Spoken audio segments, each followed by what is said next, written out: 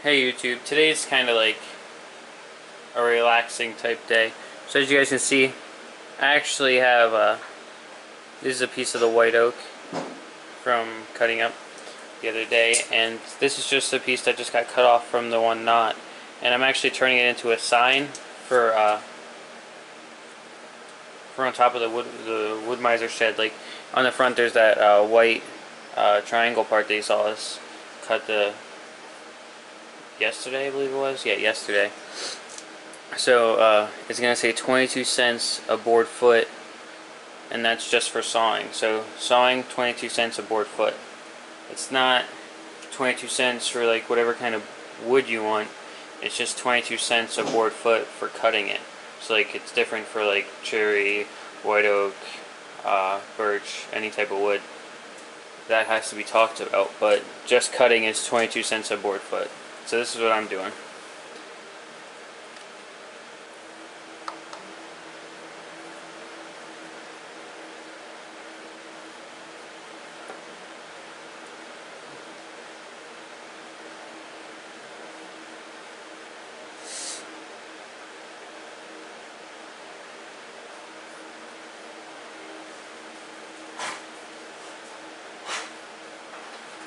I don't know if you have any cookies left. Probably wrong.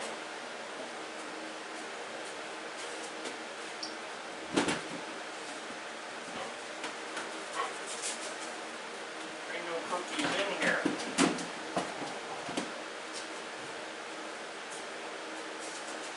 Here, how about a piece of dog food? Here. Come on. Eat that. Please, thank you. Eat that.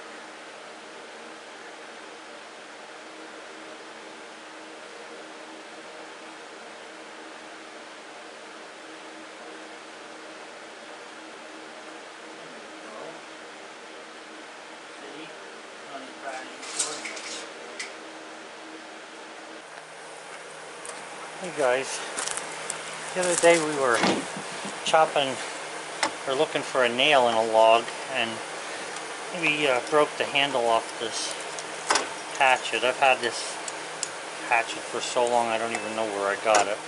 Been welded and all kinds of other stuff. It says made, I don't know, SS something. Looks like the word hatchet. I don't know what that means, but anyway, I bought a draw knife from a guy. I had one of these a long time ago, and I bought a draw knife so that I could cut some things on handles on hickory. This is a piece of hickory that I got out of the sawmill shed. I actually cut some 2x2 pieces and had them laying in there. So I'm just shaping this. It's a rough form right now. It was a 2" by 2" square. But I'm just pulling the handle and trying to get it to what I'm looking for here. And I haven't used a draw knife in a long time, and I actually forgot how you use it. And I was wanting to force it when really you don't need to force a draw knife. And when you're pulling with it, you can like go uphill. I'm doing that drastic there to show you, but you can go uphill with it, like turn it like this to be able to, you know, indent stuff. And if you don't grab too much wood, you can make a nice cut to get the shape that you're looking for. The one nice thing about doing this is I can actually shape it from my own hand. Like this handle is okay, but every now and then, and I think it's because you're getting older too, or because I'm getting older, sometimes the handle would come out of my hand like this. It's like just a little heavy. So I'm going to make a little bit bigger of a handle, make it maybe a little bit more pronounced knob on the bottom here so that my hand doesn't really slide off so easily. But that's what I'm working on today. We ought to be going out and getting some trees, but and the temperature wasn't too hot, although it's heating up now. But the good thing is that we got stuff to do, and you know, this doesn't seem like work, but it is work. So Just something different.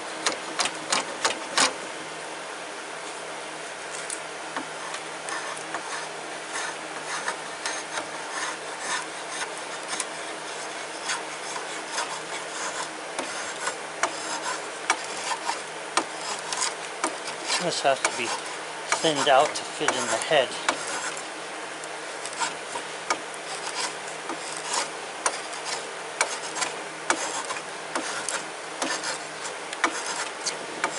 It's kind of fun just to carve something with this. See, like where it's really rough. I don't know if you can see that. Just turn this camera. Where it's really rough, like right in here. That's because I was putting too much pressure on the knife and pulling too much out of it. You see, like you can make a, I don't know if you can see that there, you can pull a nice amount of stuff out of there if you just curl it. Curl the draw knife upwards as you pull, and then it doesn't give you that, all those rough looking marks there. The end of this is going to be somewhere right here anyway.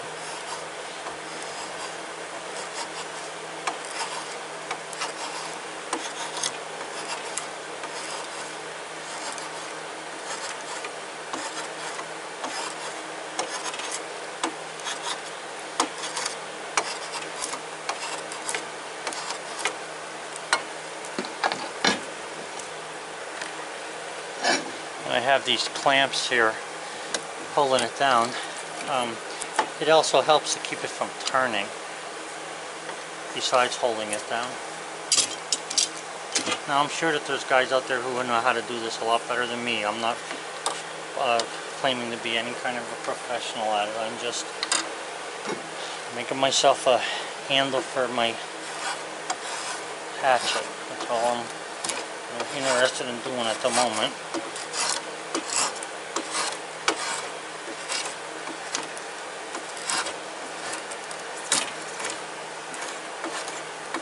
Sometimes the grain of the wood too, if the grain is running like uphill, you know, if that's what you're up against, you might want to turn the piece around and cut the other way.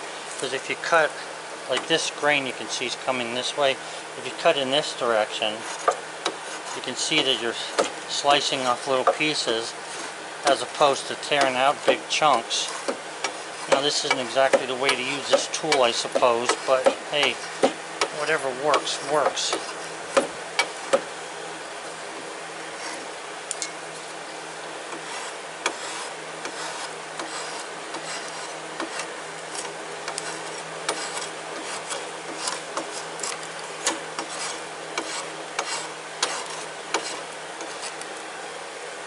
Have a good one. Hey guys, it's Carmine. I just wanted to show you guys the finished project of it. And I'll tell you guys what I used and stuff for it. So the black paint, that is actually it's just Rust-Oleum perspective enamel. It is oil based, which probably wasn't the best idea to use with polyurethane, but I used fast drying polyurethane, and as you can see like the little glow off of it. There you go. There's like the glare that you can see off the light. But sawing 22 cents a board foot. I signed it over here. CR18. That's what I like. It's not my signature, but it's what I put on some of my stuff that I do.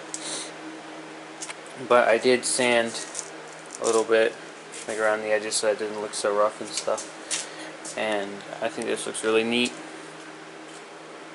I tried not to put too much polyurethane on it so that like it wouldn't pull it off, because sometimes it will do that with oil-based paint. But I think it looks nice. I think it turned out good. I think Grandpa will like it. So I'm just gonna wait for the polyurethane to dry. Maybe put another coat on it. I'm not too sure quite yet, because I want to see what it's gonna do to the oil-based paint. I'm not too sure what it's gonna do. But it's gloss black color, that's what it is. So, just trying to see what it's going to do. But it really helps bring out like the grain and all the imperfections, I guess. so you can see it. I like this little like edge right here that it has, because it's like different. It's not really symmetrical, so I like the way it looks like that. So then we're going to put 2 holes here and then the hook on the building, and we're going to hang it in the middle there. But yeah, from painting with all this, got kind of a headache and stuff from the paint. But alright, thought you guys would just want a little update on that. Okay, so I've got the wood all the way up into the head, you can see there. I just need to drive a wedge in to keep it tight, and I want to shape this handle a little differently. The way I have it here so my hand can't slip past this when you have a grip is what I'm basically wanting. So, gotta shape it a little more, and then I'll sand it off and I'll put some polyurethane on it. But beats buying one, and I had fun making it. Hey YouTube. So Carmine put a hook up there, and we're gonna hang our sign. How's it looking? Looks pretty good. I think if you come down, I'll get to see it nice.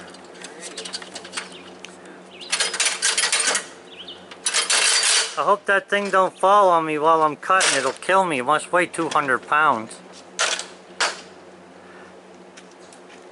Oh, that's looking good. Here, you can... So that's white oak, right? Yeah. Yeah, that's one of the branches of the white oak that we cut off. See, that's where I was talking about it was going, on the little white triangle there.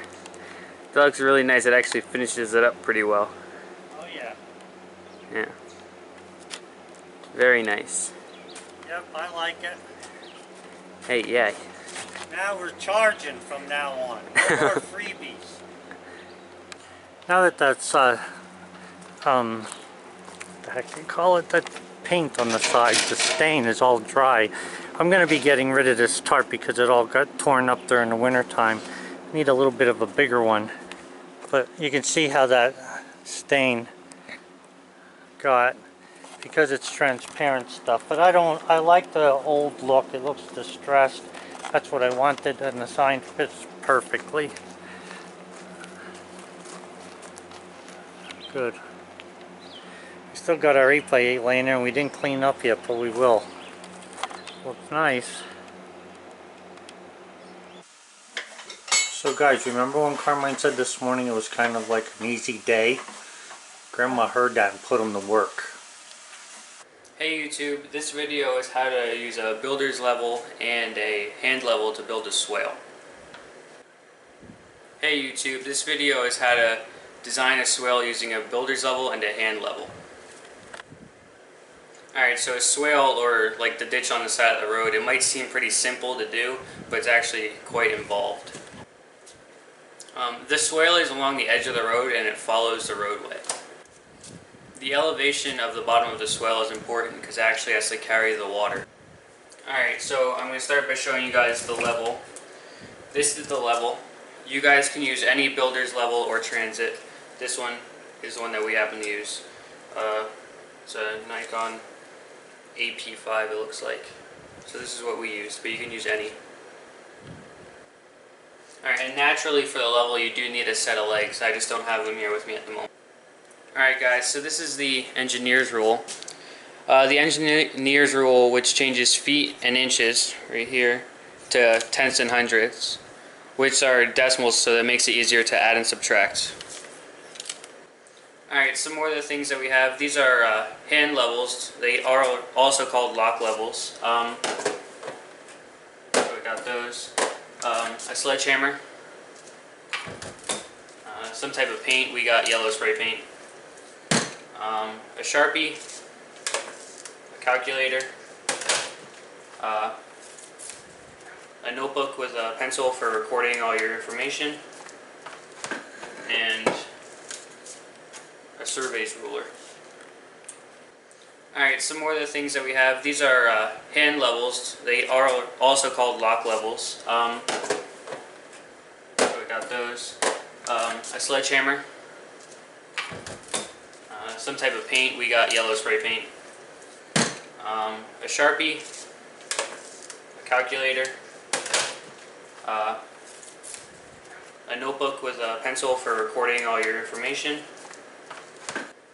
and an engineer's rod, which is also in tenths and hundredths. And depending on the length of the ditch you're going to dig or the swale, you're going to need a bunch of stakes for along the side. Alright, so after you have all your supplies, we're going to start with the paint. We're going to take the paint, we're going to put it in the center of where your swale will start. So, pick it up a little bit real quick. Alright guys, so for every 20 feet I'm using the engineer's rod, and in the center of the swale I'm going to put the dot with the yellow paint. So that's 20 feet, so that's the dot in the center of the swale with the paint for us. Alright, so you just continue to put the mark along your swale every 20 feet until your swale ends, in the center of the swale. Make sure you do that. So that's another 20 feet for us, marking it up. Alright, so approximately like 5 feet over from the yellow mark, you want to put a stake in the ground, so that's what we're going to do.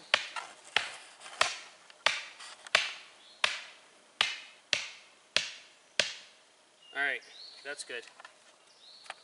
Alright, so you set your legs up, which we did here, and you're going to put your level on top of your tripod. Alright, so you don't want to forget to take off your lens cover, otherwise you won't see anything. And you also want to make sure you level up the instrument, you can see right there. So we did that already.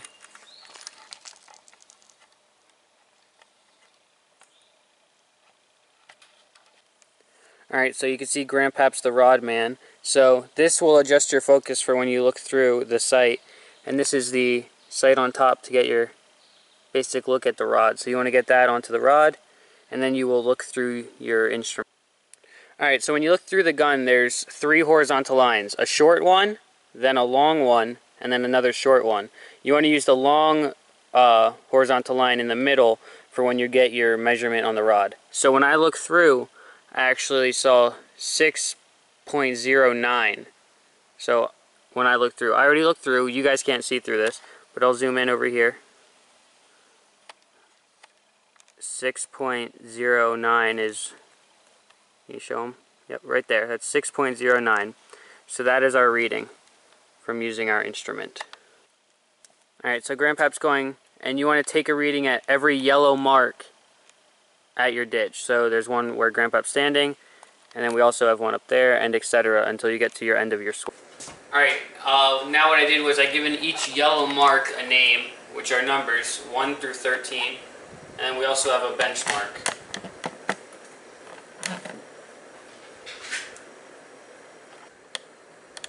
Okay, so now what you want to do is give your instrument an elevation. We chose 2265 because we actually determined that's what our elevation actually was. You can make it as easy as you want, any number you want. Something like 500 would be fine. Okay, so all of your yellow marks or whatever color mark you have are actually called stations. So 1 through 13 are our stations. And then we have our instrument height is our 2265. So then when you went through, we showed you guys how to get the readings. So we have all of our readings marked for each of our stations. So you want to do your instrument height minus your reading, and then you'll get your mark, like your yellow mark. This will be your elevation of that yellow mark that you have. Alright, so these are the assumed elevation of the center line of the swale. Okay, so after you take all the readings off your stations, what you actually want to do is find like a more permanent thing, like a nail in a tree or a rock that's not moving, and you want to get a reading of that too. We actually call this the benchmark. So you want to use your benchmark for that reading. If you take down your transit, then you can now have a reference of when you set it back up where you were. Okay, so this video was just on how to get the information for your swale. On our next video, we will then show you how to design your swale.